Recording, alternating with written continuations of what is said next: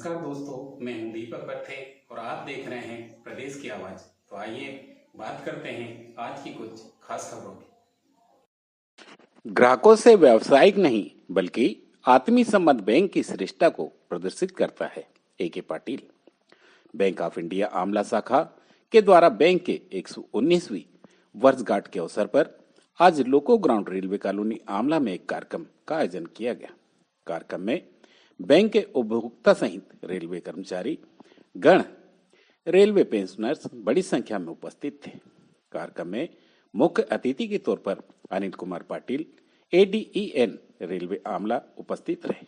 विशिष्ट अतिथि के तौर पर श्रीमती ओमवती विश्वकर्मा, पार्षद रेलवे कॉलोनी आमला उपस्थित थी। वहीं अन्य विशिष्ट अतिथियों के रूप में TI सत्य प्रकाश सक्सेना थाना आमला, हरिमोहन निरंजन थाना प्रभारी RPF railway Amla, M.K. Patil थाना प्रभारी GRP आमला, AR ढोटे कल्याण निरीक्षक railway Amla, V.K. Suryavanshi SSEC NW railway Amla, Sahu ji traffic inspector railway Amla, Shivram Singh sub inspector RPF railway Amla, Raju Kumar section engineer PWI railway Amla, Madhankar HI, Dilip Chowkikar retired assistant commissioner RPF, Ram Prasad Pawar railway pensioner association Amla उपस्थित रहे। कार्यक्रम की अध्यक्षता प्रीति डिगर से मैनेजर बैंक ऑफ इंडिया ने की। कार्यक्रम का कुशल मंच संचालन करते हुए बैंक के मनोज वाधवा ने बताया कि बैंक ऑफ इंडिया अपने ग्राहकों की सेवा के लिए प्रतिबद्ध है। तुलनात्मक रूप से देखें तो अन्य बैंकों की तुलना में ब्याज दर सबसे कम बैंक ऑफ इंडिया का है। साथ ही कर्मचारियों, व्यापारियों, किसानों सहित अन्य उपभोक्ताओं के लिए बैंक द्वारा विभिन्न आकर्षक योजनाएं बैंक द्वारा चलाई जा रही हैं। साथ ही बैंक द्वारा ग्राहकों का पूरा ख्याल रखा जाता है। कार्यक्रम में अन्य अतिथियों में बैंक के नाम पर जो साइबर क्राइम हो रहे हैं उनके कैसा बचा जाए इसके बारे में विस्तार से बताया। कार्यक्रम में बैंक के उपभोक्ता राजीव मदान के सुपुत्र पीयूष मदान का चयन सेना में सेकेंड लेफ्टिनेंट के रूप में होने पर उनका सम्मान भी किया गया। कार्यक्रम में अतिथियों के द्वारा पौधे भेंट कर सम्मान किया गया। इस अवसर पर अभिलाष डिगर से दीक्षा मैम सहित बैंक स्टाफ एवं अन्य अतिथियों में दिलीप चौकीकर, मनोज विश्वकर्मा, धनराज टिकारे, संतोष राठौर, सुरेश सागर, हेमंत कुगनानी, नितेश साहू सहित अन्य लोग उपस्थित थे। प्रदेश की आवाज के लिए दीपक बर्थे की रिपोर्ट। क्या करते हैं हम लोग भी बहुत बड़ी गलती करती है। जैसे हमारा ये मोबाइल रखा है, इसमें हमारा बैंकिंग है या गूगल पे है, तो इसी में उसका OTP नंबर यहीं कहीं साइट में हम लिख के रख देते हैं या एक पर्ची फंसा के रख देते हैं।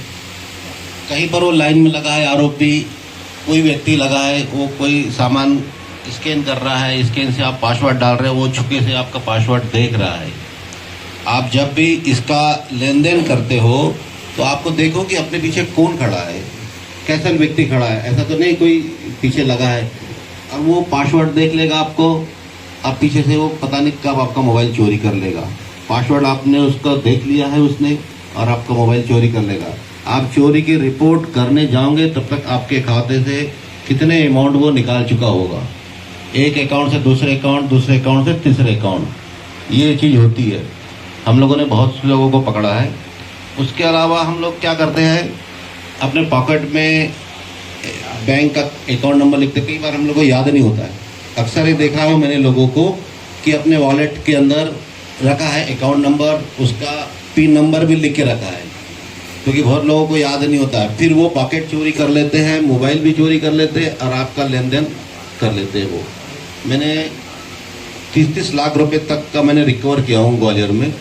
तो मेरा ये आपसे है कि आप लोग थोड़ा सा ये मोबाइल के प्रति थोड़ा संवेदन रहो। अपना मोबाइल जब चोरी जाता है या तो तत्काल कंप्लेंट करो और ऐप के माध्यम से उसको तुरंत ही बंद कराओ, आपका अकाउंट बंद करवाओ। पहली बात है आपका अकाउंट बंद कराओ।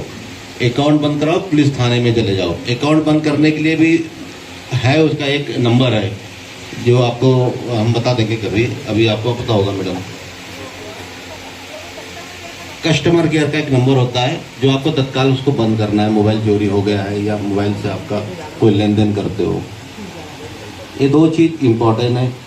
तो इसलिए मुझे भी, और दूसरा क्या है कि आजकल किसी भी प्रोफेशन में सफलता के लिए आवश्यक है कि हम लोगों से कनेक्ट हों। तब तक लोगों से कनेक्ट नहीं होंगे तब तक लोग हमारे बारे में नहीं जानेंगे, हमारी कार्यशैली के बारे में नहीं जानेंगे और समस्याओं को बताने में झिझकेंगे। तो एक कारण ये भी होता है। तो सभी लोगों ने मुझे बुलाया, मैं उसके लिए सौभाग्यशाली समझता हूँ। अब बात आती है बैंकिंग से संबंधित, जो अभी बात आदरणीय पवार साहब ने कही, उनकी बात भी अपनी जगह सही है। जैसे कटु अनुभव सामने आते हैं, इंसान कहता है, को एक्सप्लेन करने का प्रयास किया बहुत बेहतर तरीके से, वह भी सही है। इस संबंध में मेरा ये कहना है कि ये एज ऑफ ट्रांसफॉर्मेशन है।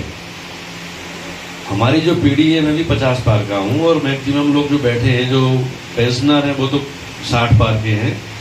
तो 50 पार के बाद जो वाले जो हम लोग हैं, तो कम से कम लगभग 15-20 साल पहले से ही ये ऑनलाइन बैंकिंग, इंटरनेट बैंकिंग और एटीएम वैलेट, गूगल वैलेट और तमाम सारी जो टर्मिनोलॉजी है, जिससे पैसे का ट्रांजैक्शन बड़ा आसान हो गया है।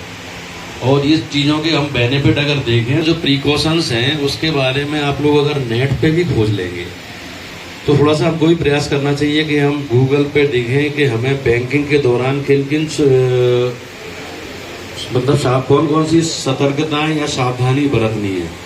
तो सभी लोग एजुकेटेड लोग हैं, आजकल एजुकेशन का लेवल भी बहुत अच्छा है, तो उससे हम समझ सकते हैं कि क्या क्या ऐसी चीज़ें हैं जो हमें नहीं करनी चाहिए, जिससे हमारा जो मेहनत से कमाया गया जो हमारा रुपए हैं, पैसे हैं, राशि है, सुरक्षित रहे। दूसरा, हमें अगर कोई सलाहकार है, हमारा जो फाइनेंशियल एडवाइज़र है, अगर आप शेयर में इन्वेस्ट करते हैं या अपनी पेंशन का जो भी है, तो इन सब चीज़ों के बारे में जो एडवाइज़र ऐसा व्यक्ति हो जो आपकी जांचा परखा हो। योग नहीं है ये कलयुग है। इसमें अपने ही गाना भी बन गया है, अपने